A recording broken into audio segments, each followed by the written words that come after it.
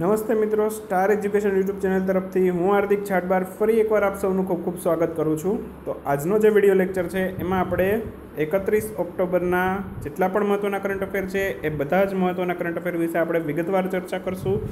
તો એન્ડ સુધી મારી સાથે આ વિડીયો જોતા રહેજો। તમારી એક્ઝામને અનુલક્ષીને મહત્ત્વના પોઈન્ટ છે એ પણ આપણે ક્લિયર કરવાનો પ્રયત્ન કરશું। તો આ વિડીયો તમને દરેક એક્ઝામ માટે ઉપયોગી થશે। તો મિત્રો પ્લીઝ વિડીયોને લાઇક અને શેર કરી જરૂરથી સપોર્ટ કરતા રહેજો। અને જો સબસ્ક્રાઈબ કરવાનું બાકી હોય ચેનલને તો પ્લીઝ સબસ્ક્રાઈબ કરી લેજો અને બાજુમાં રહેલો બેલ સિમ્બોલ જરૂરથી દબાવજો, જેથી આવનારા વિડીયોની નોટિફિકેશન મળતી રહીએ। તો વાત કરીએ સૌથી પહેલાં આજના દિવસની 31 ઓક્ટોબર એટલે કે સરદાર પટેલ જયંતિ। મોટાભાગનાને ખબર હશે 31 ઓક્ટોબર એટલે શું થાય? સરદાર પટેલ જયંતિ। હવે સરદાર પટેલનો જન્મ ક્યારે થયેલો હતો? તો 31 ઓક્ટોબર 1875માં। 31 ઓક્ટોબર 1875માં। ત્યાર પછીની વાત કરીએ તો મૃત્યુ ક્યારે થયેલું હતું? 15 ડિસેમ્બર 1950। 15 ડિસેમ્બર 1950ના રોજ। અને જન્મ કયા સ્થળમાં થયેલો હતો? કઈ જગ્યાએ થયેલો હતો? નડિયાદ। બરાબર, જન્મ ક્યાં થયેલો હતો? નડિયાદમાં। પિતાનું નામ શું હતું? ઝવેરભાઈ પટેલ। તો આટલી ડિટેલ છે જે તમારે યાદ રાખવાની છે, કદાચ એકાદો પ્રશ્ન આમાંથી આવી જાય। ત્યાર પછી બીજી અગત્યની ચર્ચા કરીએ, જે એક્ઝામ માટે ઇમ્પોર્ટન્ટ હોય એવા પોઈન્ટની ચર્ચા કરીએ તો સ્વતંત્ર ભારતના પ્રથમ નાયબ વડાપ્રધાન હતા સરદાર વલ્લભભાઈ પટેલ છે। સ્વતંત્ર ભારત છે એના પ્રથમ નાયબ વડાપ્રધાન હતા। બરાબર, પ્રથમ નાયબ વડાપ્રધાન કોણ? એવો પ્રશ્ન પૂછાય તો જવાબ આવશે સરદાર વલ્લભભાઈ પટેલ।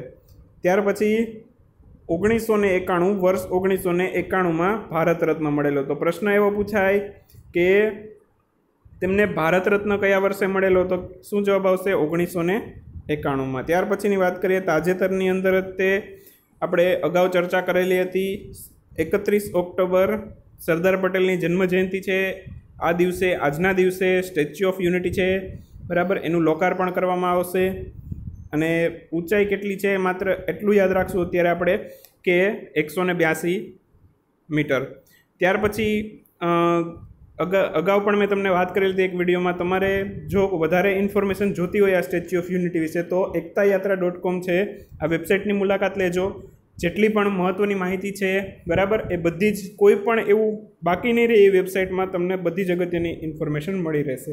ત્યાર પછી એકતા યાત્રા છે એની શરૂઆત ક્યારે થયેલી હતી એવો પ્રશ્ન પૂછાય તો શરૂઆત ક્યારે થયેલી હતી?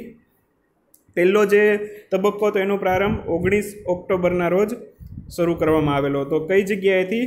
બારડોલી ખાતેથી। બરાબર, બારડોલી ખાતેથી પહેલો તબક્કો છે બારડોલી ખાતેથી શરૂ થયેલો હતો। તો એ પણ યાદ રાખી લેજો। હવે એક પ્રશ્ન તમારા માટે, આનો જવાબ મને નીચે કોમેન્ટમાં આપજો। 31 ઓક્ટોબર છે, બરાબર, આ દિવસ કયા દિવસ તરીકે ઉજવાય છે? બરાબર, સરદાર પટેલની જન્મજયંતિ છે, બરાબર, એને કયા દિવસ તરીકે આપણે ઉજવીએ છીએ? આનો જવાબ મને નીચે કોમેન્ટમાં જણાવજો। જેમ કે મહાત્મા ગાંધીની જન્મજયંતિ 2 ઓક્ટોબર છે તો એને આપણે અહિંસા દિવસ તરીકે ઉજવીએ છીએ, એમ સરદાર પટેલની જન્મજયંતિને કયા દિવસ તરીકે ઉજવીએ છીએ એ તમે મને નીચે કોમેન્ટમાં જણાવજો। ત્યાર પછી વાત કરીએ તો મિસ ગ્રાન્ડ ઇન્ટરનેશનલ 2018 વિશે થોડીક ચર્ચા કરી લઈએ। તો આયોજન ક્યાં થયેલું હતું? મ્યાનમારના યાંગૂનમાં। બરાબર, મ્યાનમારના યાંગૂનમાં મિસ ગ્રાન્ડ ઇન્ટરનેશનલ એનું આયોજન થયેલું હતું। હવે આ મિસ ગ્રાન્ડ ઇન્ટરનેશનલમાં પ્રથમ ક્રમે કોણ આવે છે? મિસ ગ્રાન્ડ ઇન્ટરનેશનલનો પુરસ્કાર કોને મળેલો છે? તો વાત કરીએ તો ક્લારા સોસાને, ક્લારા સોસા। બરાબર, અને કયા દેશની છે? તો પાયરાગ્વે। બરાબર, કયા દેશની છે એવું પૂછાય તો પાયરાગ્વે। બરાબર, ક્લારા સોસા કયા દેશની છે એવો પણ પ્રશ્ન પૂછી શકાય, અથવા તો કોણે મિસ ગ્રાન્ડ ઇન્ટરનેશનલ 2018 જીતેલો છે એવું પણ પૂછી શકાય, તો ક્લારા સોસા। હવે બીજા ક્રમ ઉપર કોણ છે?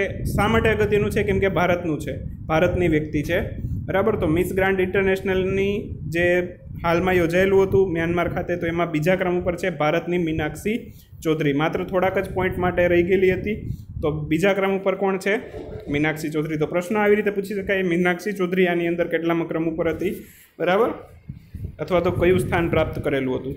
ત્યાર પછી આયર્લેન્ડના રાષ્ટ્રપતિ, હાલમાં જ એની ચૂંટણી થયેલી હતી, તો હાલમાં જ આયર્લેન્ડના રાષ્ટ્રપતિ તરીકે માઇકલ ડી હિંગીસ ચૂંટાઈ આવેલા છે। આયર્લેન્ડની રાજધાનીનું નામ પણ આપણે યાદ રાખી લેશું, ડબલિન. બરાબર, આયર્લેન્ડની રાજધાનીનું નામ શું છે? ડબલિન. ત્યાર પછી બ્રાઝિલના પણ નવા રાષ્ટ્રપતિની હાલમાં જ ચૂંટણી થઈ ગયેલી છે. બ્રાઝિલ છે બ્રિક્સનો મેમ્બર છે. બરાબર, તો બ્રિક્સમાં અન્ય કયા કયા દેશો છે એના નામ મને નીચે કોમેન્ટમાં જણાવજો. આજનો બીજો પ્રશ્ન. બરાબર, તો બ્રિક્સના બ્રાઝિલ સિવાયના જે 4 દેશ છે એના નામ તમે નીચે કોમેન્ટમાં જણાવજો. હવે બ્રાઝિલના નવા રાષ્ટ્રપતિ કોણ આવેલા છે? ઝેયર બોલ્સનારો. ઝેયર બોલ્સનારો બ્રાઝિલના નવા રાષ્ટ્રપતિ તરીકે ચૂંટાયેલા હોય છે. હવે બ્રાઝિલ છે, બ્રાઝિલની રાજધાનીનું નામ છે બ્રાઝિલિયા. બરાબર, તો આટલું યાદ રાખજો આની અંદરથી. ત્યાર પછી જાપાન છે, જાપાન શિખર સંમેલન છે 2018, એનું હાલમાં જ આયોજન થયેલું હતું. તો એના વિશે થોડીક ચર્ચા કરી લઈએ. તો જાપાન શિખર સંમેલન 2018 છે. થોડુંક મિત્રો આજે ફોર્મેટિંગમાં થોડોક પ્રોબ્લેમ છે, ઉતાવળમાં વિડીયો બનાવેલો છે થોડુંક, પણ હું બોલું છું એમાં થોડાક ધ્યાન રાખજો. તો જાપાન શિખર સંમેલન છે, બરાબર, 2018, એનું આયોજન જાપાનની રાજધાની ટોક્યોની અંદર જ થયેલું હતું. જાપાન છે, જાપાનનું ચલણ યેન છે. વડાપ્રધાન કોણ છે? Shinzo Abe. બધાને ખબર જ છે, છતાંય આપણે રિપીટ કરી લઈએ એટલે યાદ રહી જાય. ત્યાર પછી ટોક્યો છે, ટોક્યોની વિશે વાત કરીએ તો વર્ષ 2020ના ઓલિમ્પિક ગેમ્સ છે, સમર ઓલિમ્પિક. બરાબર, કયા છે? સમર ઓલિમ્પિક છે, એનું આયોજન પણ ત્યાં જ થવાનું છે. બરાબર, વર્ષ 2020ના સમર ઓલિમ્પિક. બરાબર, હવે એક પ્રશ્ન, આની પહેલાં જે ઓલિમ્પિક યોજાયેલા હતા વર્ષ 2016ના, એનું આયોજન ક્યાં થયેલું હતું? એનો જવાબ તમે નીચે કોમેન્ટમાં જણાવજો. આજનો તમારો ત્રીજો પ્રશ્ન. બરાબર, તો બધા જવાબ આપજો મિત્રો, તો મજા આવશે. ત્યાર પછી આ શિખર સંમેલનમાં કુલ કેટલા કરાર થયા? કુલ 6 કરાર થયા. તો આવો પ્રશ્ન આવશે, કુલ કેટલા કરાર થયેલા? ઘણી વખત આવો પ્રશ્ન આવે છે કે કોઈ પણ સંમેલન યોજાયેલું હોય તો, અથવા તો કોઈ વ્યક્તિ મુલાકાત ઉપર ગયેલા હોય, બરાબર, તો કેટલા કરાર થયેલા એવું જરૂરથી પૂછાતું જ હોય છે.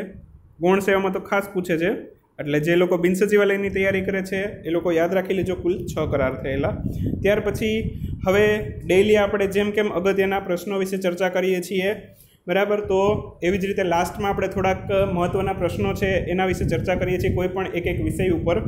તો આજે પણ બંધારણ વિશે થોડીક ચર્ચા કરશું. બંધારણના જે મહત્ત્વના અને હાલના પદ અધિકારીઓ છે એના વિશે થોડુંક ચર્ચા કરી લઈએ. તો ભારતના વર્તમાન સીએજી કોણ છે? રાજીવ મહર્ષિ. અત્યાર સુધીમાં કેટલામાં છે? 13માં છે. બરાબર, વર્તમાન CAG, control and audit general. બરાબર, તો રાજીવ મહર્ષિ અત્યાર સુધીમાં 13માં. હવે અનુચ્છેદ કયો લાગુ પડે સીએજી માટે? ભારતના બંધારણમાં કયા અનુચ્છેદમાં સીએજીની જોગવાઈ કરેલી છે? તો અનુચ્છેદ નંબર 148. અનુચ્છેદ નંબર 148. ત્યાર પછી ભારતના પ્રથમ સીએજી કોણ હતા? વી નરસિંહ રાવ. બરાબર, ભારતના પ્રથમ સીએજી કોણ હતા? વી નરસિંહ રાવ. એના પછી ભારતના વર્તમાન એટર્ની જનરલ કોણ છે? તો કે વેણુગોપાલ. પરંતુ બધાને ખબર હશે કે વેણુગોપાલ છે, પરંતુ કેટલામાં છે કોઈ નહીં ખબર હોય તો 15માં. કયા અનુચ્છેદ મુજબ ભારતના બંધારણમાં એટર્ની જનરલની જોગવાઈ કરેલી છે? તો અનુચ્છેદ નંબર 76(1). બરાબર, ત્યાર પછી ભારતના પ્રથમ એટર્ની જનરલ કોણ હતા? MC સેટલવાદ. બરાબર, પ્રથમ એટર્ની જનરલ MC સેટલવાદ. ત્યાર પછીનો પ્રશ્ન, ભારતમાં વર્તમાન કેન્દ્રીય નાણાં પંચના અધ્યક્ષ કોણ છે? NK સિન્હા. અત્યાર સુધીમાં કેટલામાં છે? 15માં. નાણાં પંચની વાત કેમાં કરેલી છે? અનુચ્છેદ નંબર 280માં. નાણાં પંચની રચના વિશેની વાત કેમાં કરેલી છે? અનુચ્છેદ નંબર 280. તો યાદ રાખી લેજો. ત્યાર પછી આ બધા જ મિત્રો બહુ જ ઇમ્પોર્ટન્ટ છે, કંઈક ને કંઈક આમાંથી પૂછાવાની સંભાવના પૂરેપૂરી છે. ભારતના પ્રથમ કેન્દ્રીય નાણાં પંચના અધ્યક્ષ કોણ છે? KC નિયોગી. KC નિયોગી. ત્યાર પછીની વાત કરીએ, ભારતના વર્તમાન મુખ્ય ચૂંટણી કમિશનર કોણ છે? વર્તમાન ચૂંટણી કમિશનર કોણ છે? ઓમ પ્રકાશ રાવત. અને અત્યાર સુધીમાં કેટલામાં છે?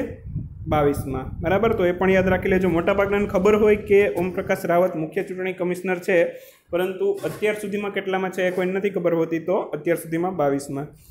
ચૂંટણી પંચની રચનાની જે જોગવાઈ છે એ કયા અનુચ્છેદમાં કરેલી છે? અનુચ્છેદ નંબર 224માં. બરાબર, અનુચ્છેદ નંબર 224માં ભારતના બંધારણમાં ચૂંટણી પંચની રચના વિશેની જોગવાઈ કરેલી છે. ત્યાર પછી ભારતના પ્રથમ ચૂંટણી કમિશનર કોણ છે? સુકુમાર સેન. ગુજરાતના વર્તમાન મુખ્યમંત્રી બધાને ખબર છે, વિજય રૂપાણી, અત્યાર સુધીમાં 16મા. અને કયા અનુચ્છેદ મુજબ મુખ્યમંત્રીના પદ વિશે જોગવાઈ કરેલી છે? તો અનુચ્છેદ નંબર 164. ત્યાર પછી ગુજરાતના પ્રથમ મુખ્યમંત્રી કોણ હતા? જીવરાજભાઈ મહેતા. બરાબર. ત્યાર પછી એક પ્રશ્ન, આજનો ચોથો અને છેલ્લો પ્રશ્ન, ગુજરાત રાજ્યની સ્થાપના ક્યારે થઈ? તારીખ સાથે અને વર્ષ સાથે, તારીખ, માસ અને મહિનો. બરાબર. તો ત્રણેય સાથે લખીને જણાવવાનું છે.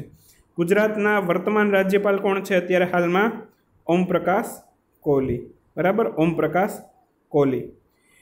અત્યાર સુધીમાં કેટલામાં રાજ્યપાલ છે? 24માં. બરાબર, અત્યાર સુધીમાં 24માં રાજ્યપાલ છે. અને કયા અનુચ્છેદ મુજબ રાજ્યપાલ વિશેની જોગવાઈ કરેલી છે? તો અનુચ્છેદ નંબર 153. બરાબર, અનુચ્છેદ નંબર 153 મુજબ છે ભારતના બંધારણમાં રાજ્યપાલ વિશેની જોગવાઈ કરેલી છે. તો મિત્રો, આશા રાખું છું કે વિડીયો પસંદ આવેલો હશે. લાઈક કરી સપોર્ટ કરતા રહેજો. પ્લીઝ લાઈક કરજો, વધુને વધુ લાઈક કરજો. કોમેન્ટમાં જેટલા પણ પ્રશ્ન પૂછું છું એના જવાબ દેતા રહેજો, તો ખૂબ જ મજા આવશે તમને અને મને પણ. અને જો સબસ્ક્રાઈબ કરવાનું બાકી હોય તો સબસ્ક્રાઈબ કરી બાજુમાં રહેલો બેલ સિમ્બોલ જરૂરથી દબાવજો, જેથી આવનારા વિડીયોની નોટિફિકેશન મળતી રહે. તો ફરી પાછા નેક્સ્ટ વિડીયોની લેક્ચરની અંદર આપણે નવા કરંટ અફેર સાથે, નવી માહિતીઓ સાથે આપણે મળતા રહીશું. ત્યાં સુધી આવજો. Bye bye, good night, શુભરાત્રિ.